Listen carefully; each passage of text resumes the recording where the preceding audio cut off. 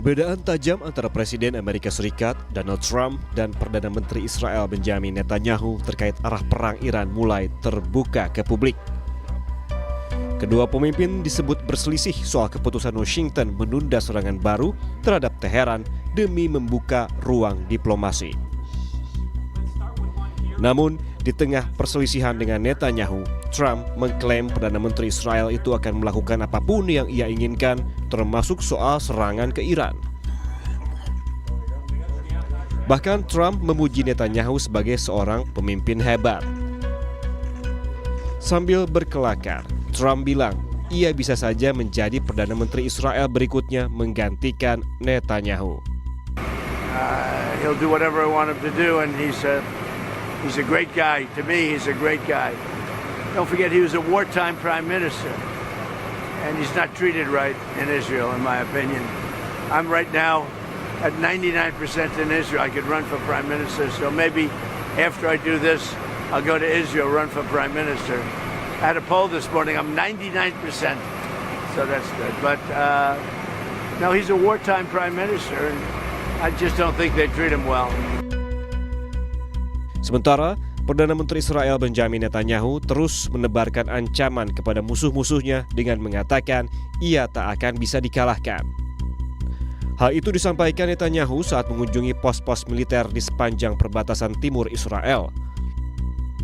Di sana, ia bertemu dengan prajurit aktif dan cadangan serta meninjau infrastruktur pertahanan yang telah ditingkatkan guna memperkuat keamanan perbatasan. אני מאוד מתרשם מהעבודה שאתם עושים כאן, מאוד חשובה להגן על הגבול המזרחי. אנחנו לוקחים בחשבון שהאויבים שלנו רוצים לפלוש למדינת ישראל, ולכן אנחנו סומכים עליכם. אני מאוד התרשמתי מהכלים, מהאמצעים החדשים, אבל בעיקר אני דורשם מכם. ואני רוצה להגיד לכם שעם ישראל כולו בוטח בכם, ואני מצדיע לכם. כל הכבוד לכם. Ditantang Amerika Serikat, Garda Revolusi Iran meradang dan mengancam perang akan meluas. Juru bicara Kementerian Luar Negeri Iran, Ismail Baqai, menyebut Iran dalam kondisi siap tempur jika AS memulai lagi genderang perang. Peringatan ini muncul setelah Presiden Amerika Serikat Donald Trump mengatakan akan menyerang Iran lagi jika tidak ada kesepakatan tercapai dalam beberapa hari mendatang. ما در عین اینکه همه تحرکات رو رصد می‌کنیم حتما برای هر رویدادی برای هر احتمالی آماده هستیم در میز مذاکره فارغ از این تهدیدها متمرکز بر منافع ملت ایران کار خودمون رو پیش میبریم. تهدیدها هم خیالتون راحت باشه. ما متقابلاً در صورت کوچکترین خطایی از طرفهای مقابل خوب بلدیم که چجوری جواب بدیم. Ketegangan antara Trump dan Netanyahu sebenarnya bukan hal baru. Pasalnya, Amerika Serikat dan Israel berbeda pendekatan soal Iran, di mana Trump berupaya menggiring Teheran untuk menyepakati perundingan demi mengakhiri perang yang meleset dari tujuan awal Washington. Sementara itu, Netanyahu menginginkan Trump untuk terus memerangi Iran dan melancarkan serangan baru ke Teheran.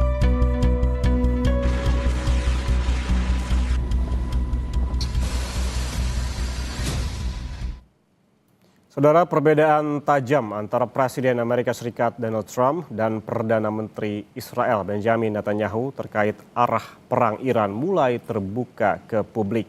Dosen Ilmu Hubungan Internasional Universitas 11 Maret, Septianto Galan Prakoso menilai perbedaan kepentingan antara dua pemimpin negara tersebut menjadi penyebabnya.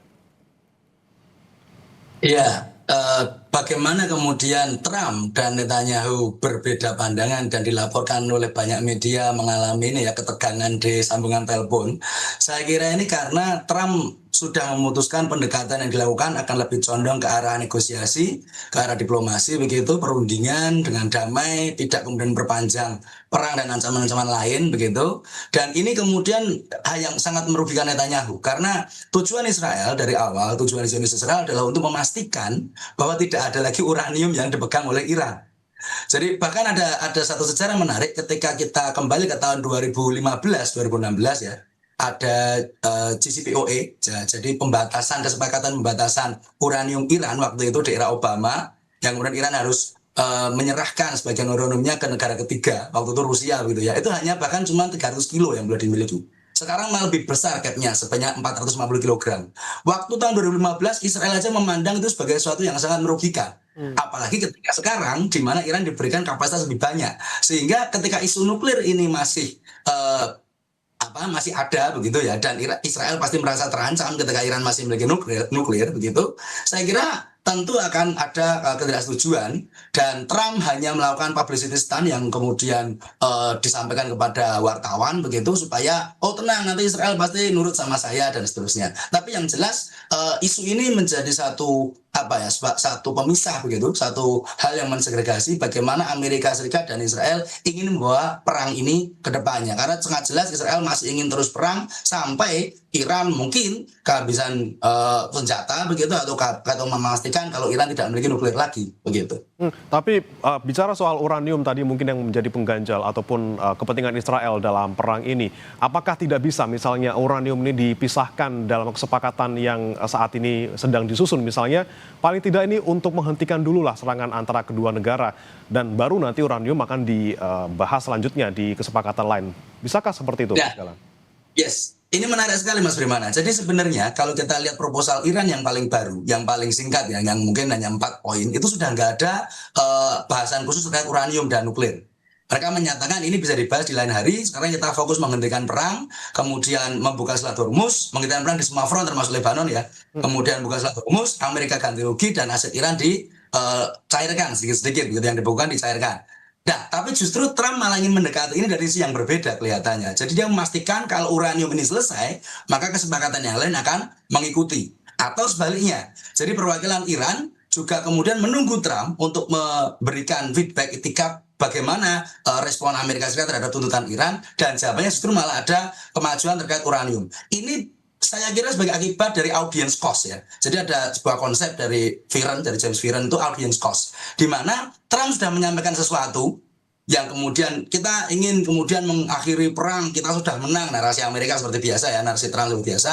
Tapi kalau tidak dilaksanakan, dia malu sendiri, gitu ya. Dia malu sendiri dan akan mengurangi peluang dia di pemilu setelah, akan kemudian membuat publik semakin tidak percaya pada dia, akan kemudian melihat bahwa dia ini pemimpin yang semakin pelin-pelan gitu ya, mencela-mencela begitu. Sehingga apa yang kemudian dia cari adalah bagaimana kemudian alternatif kesepakatan dengan Iran di semua lini. Nah, ketika kita bicara audience cost, Trump punya sangat besar gitu ya. Jadi yang nonton dia, ngomongan dia, konsistensi dia itu banyak. Meanwhile, sementara itu Netanyahu hampir tidak punya audience cost di global, karena kita sudah tahu Israel pasti kontra Iran dan pengen perang dan pengen meluluh-lantakkan Iran seperti itu. Dan ketika ini menjadi bertabrakan, saya kira ya jelas ketika ada perpecahan di antara dua pemimpin negara agresor ini. Saudara, jangan kemana-mana karena Breaking News Kompas TV akan kembali saat lagi untuk Anda. Jadi tetaplah bersama kami.